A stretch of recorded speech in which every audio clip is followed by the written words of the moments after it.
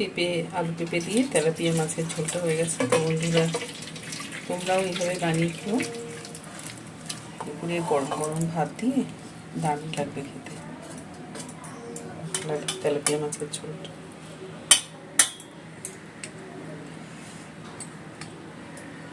আলু পেঁপে দিয়ে করব তেলাপিয়া মাছের ঝোল। তার জন্য এখানে নিয়ে নিয়েছি দুটো মিডিয়াম সাইজের আলু, খোসা ছাড়িয়ে এরকম পাতলা পাতলা করে কেটে নিয়েছি।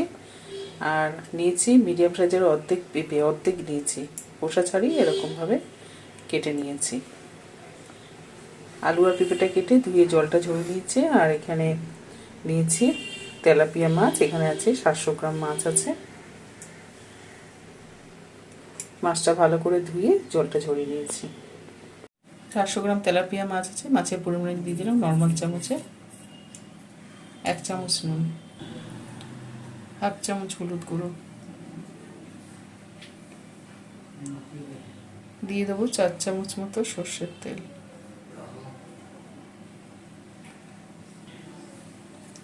নুন, হলুদ, সর্ষের তেল দিয়ে ভালো করে মাছটা মেখে নেব।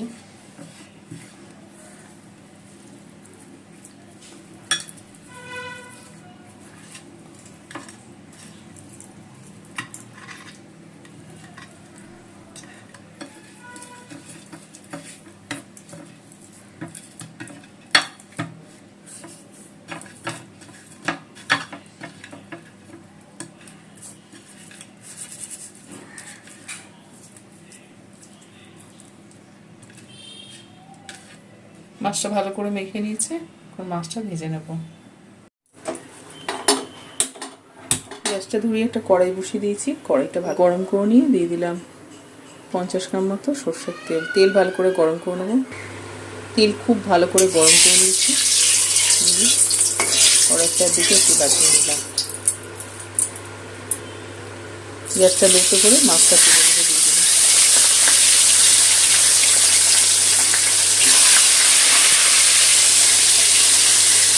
গ্যাসটা বাড়িয়ে মাছটা ভালো করে ভেজে নেব।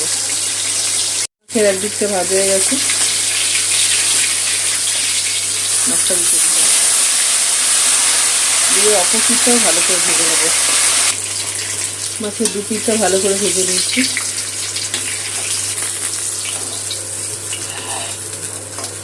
মাছটা নামিয়ে নিলাম। গ্যাসটা কমিয়ে বাকি মাছগুলো ভেজে নেব।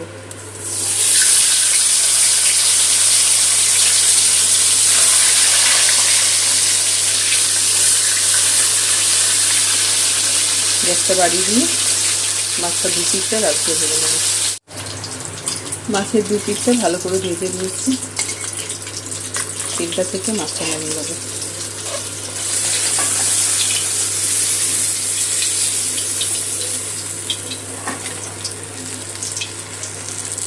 মাছগুলো সব ভাজা হয়ে গেছে। মাছ ভেজে তেলে ফোড়নে দিয়ে দিলাম 1/2 চামচ কালো জিরে। আর তার সাথে দিয়ে দেবো 2 কাঁচা লঙ্কা ভেঙে দিয়ে দিলাম। ফোড়নটা একটু তেলের মধ্যে ভেজে নেব। গ্যাসটা কমানো আছে। ফোড়ন করে এর মধ্যে কেটে রাখা আলুটা দিয়ে দিলাম। আলু পেঁপের পরিমাণ অনুযায়ী দিয়ে দিলাম নর্মাল চামচে 1/2 চামচ নুন আর 1/2 চামচের কম হলুদ গুঁড়ো। নুন হলুদটা আলু পেঁপের সাথে মিশিয়ে আলুটা ভেজে নেব।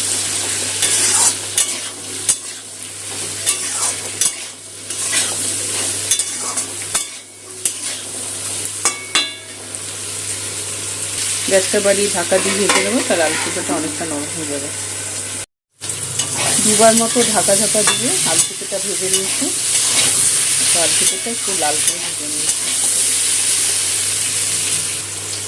এরপর এর মধ্যে দেবো কিছু গুঁড়ো মশলা, নুন হলুদ 1/2 চামচ, ঝাল লঙ্কার গুঁড়ো 1 চামচ আর জিরে ধরুন 1/2 চামচ করে দিয়ে দিলাম।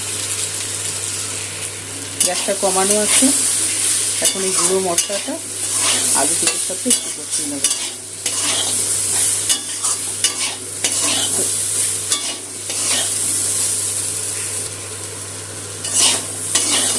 এর মধ্যে আদা রসুন কিচ্ছু দেবো না। এই যে কালো জিরে ফোড়নটা আছে, এটাকে পেস্ট হবে। মশলাটা ভালো করে কষিয়ে নিয়েছি।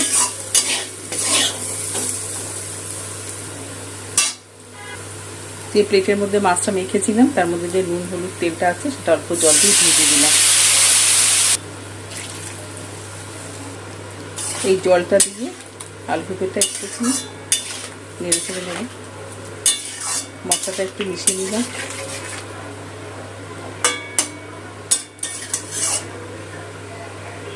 জলটা দিয়ে একটু ফুটিয়ে নিয়েছি। এবার ঝোলের জন্য শুধুমাত্র গরম জল দিয়ে দেবো। এখানে ছোট বাটি 2 বাটি মতো গরম জল দিয়েছি। জলের সাথে ভালো করে সব কিছু মিশিয়ে নিলাম। ঝোলটা একটু ফুটিয়ে নিয়েছি, যেহেতু আলু পেঁপেটা পাতলা করে কেটেছি আর ঢাকা দিয়ে ভেজেছি, তাই মাছটা দিয়ে দিলাম। মাছটাও ঝোলের সাথে ফুটবে আর আলু পেঁপেটাও অল্প যে বাকি আছে সিদ্ধ হয়ে যাবে।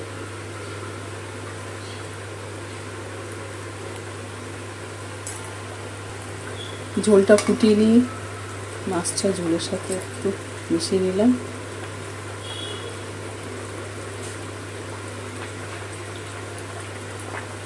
ঢাকা দিয়ে 2 মিনিটের মতো রেখে দেবো। 2 মিনিটের মতো একটু ঢাকা দিয়ে রেখেছিলাম। মাছটা একটু উল্টে দেবো। মাছগুলো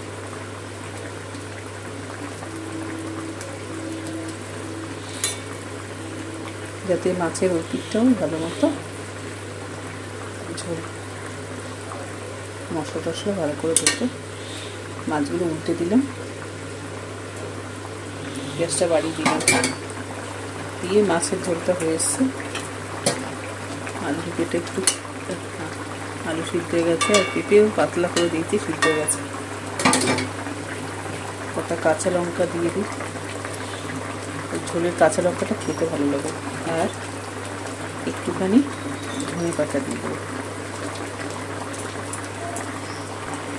দিয়ে একটু ফুটিয়ে নেবো। ধনে পাতা কাঁচা লঙ্কাটা দিয়ে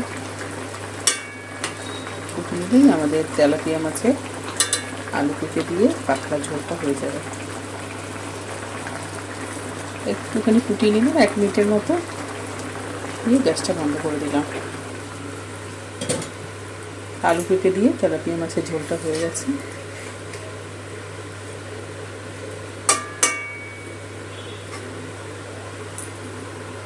ঝোলটা নামিয়ে নেব।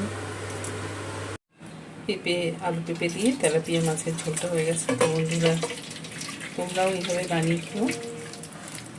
দুপুরে গরম গরম ভাত দিয়ে দারুণ লাগবে খেতে। তো বন্ধুরা, তোমরাও বানিয়ে খেও।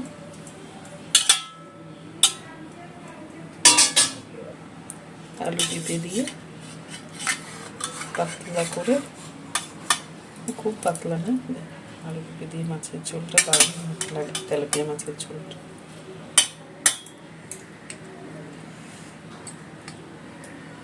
তো বন্ধুরা, তোমরাও বানিয়ে খেও। ভালো লাগলে প্লিজ বন্ধুরা একটা লাইক দিয়ে চ্যানেলটা সাবস্ক্রাইব করে দিও। দুপুরে গরম গরম ভাত দিয়ে এরকম মাছের ঝোল দিয়ে দারুণ লাগবে খেতে।